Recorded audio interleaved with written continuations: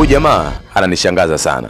Amenishangaza leo, lakini pia hata siku zote ambazo nimekutana naye. Maana si mara moja, si mara mbili. Hapa mjini nimekutana naye maeneo mengi sana. Na kila ninapomkuta, namkuta kama leo unavyomuona hapo. Yuko peke yake, yuko busy na kusoma vitabu. Na muda mwingine anaangalia angani akiwa anazungumza peke yake. Nafikiri kuna vingi ambavyo vinamsibu. Na baadhi ya historia ambazo nilikuwa nazisikia tu kwa watu juu walikuwa wanasema alipatwa na matatizo ambayo yamempa imani mbaya na binadamu. Sasa sijajua ukweli wa hizo taarifa kwa sababu sikumuuliza yeye mwenyewe. Na hata njia ya kumuuliza yeye mwenyewe akakupa hizo taarifa ni ngumu mno. Siamini kwamba huyu ni kichaa. Naamini kwamba ni mtu ambaye yuko sawa na akili zake ziko vizuri, lakini kuna mengi ambayo yanamsibu. Watu wengi wanaamini kila mtu anayevaa hivi ni kichaa. Mimi sikuamini katika hao. Nilijaribu kupambana kuzungumza naye, lakini kama unavyojua, watu wenye maarifa hawaamini mtu kwa haraka. Hakuniamini. Ameniacha kwanza. Amenipima. Je, nina imani kuzungumza naye? Na je, mimi nitakuwa ni mwema ukilinganisha na binadamu wengine ambao wanampita hapa bila hata kumsalimia? Naamini akijidhatiti na mimi atanipa wasaa mkubwa kuzungumza naye. Huyu mtu ana maarifa makubwa, naamini mimi. Na nitakuthibitishia kwamba huyu mtu ana maarifa kiasi gani.